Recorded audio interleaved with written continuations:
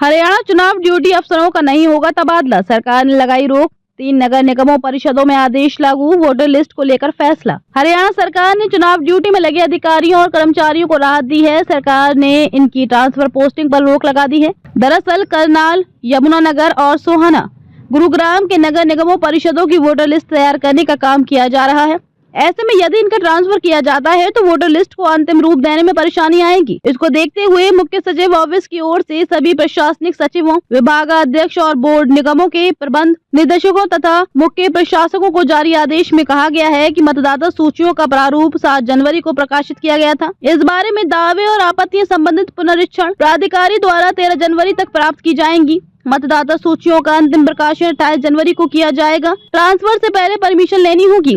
आदेश में कहा गया है कि इन नगर निगमों परिषदों की मतदाता सूचियों को तैयार करने के काम में लगे अधिकारियों व कर्मचारियों को मतदाता सूचियों के अंतिम प्रकाशन तक स्थानांतरित न किया जाए। हालांकि यदि किसी मामले में इस कार्य से जुड़े किसी अधिकारी या कर्मचारी का तबादला करना अति आवश्यक हो तो इसके लिए राज्य निर्वाचन आयोग की पूर्व लिखित स्वीकृति प्राप्त की जाए। एक चरण में होने हैं निकाय चुनाव। शहर की सरकार के चुनाव एक ही चरण में होंगे। इसे लेकर सरकार में मंथन हो चुका है। जल्द चुनाव घोषित होने की संभावना बनी हुई है।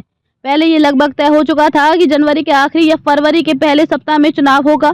कोर्ट में भी यही कहा गया था कि फरवरी तक चुनाव करा लिए जाएंगे, लेकिन अब एक चरण में चुनाव कराने का लगभग फैसला ले लिया गया है। ऐसे में माना जा रहा है कि हरियाणा में नगर निकाय चुनाव दिल्ली विधानसभा तक टाले जा सकते हैं। राज्य में सोमवार को 26 निकायों की वोटर लिस्ट का फाइनल ड्राफ्ट जारी कर दिया जाएगा।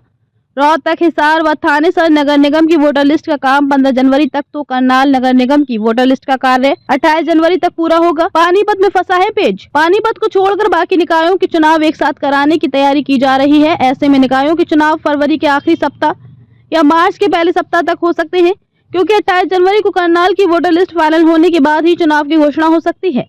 मेयर व अध्यक्ष पद के साथ वार्ड के आरक्षण का काम पूरा कर चुका है। राज्य में नगर निकायों के चुनाव ईवीएम से ही होंगे। विपक्ष बैलेट पेपर से कराने की मांग कर रहा है। नगर निगम, मेयर, नगर परिषद और पालिका अध्यक्षों के चुनाव सीधे होंगे।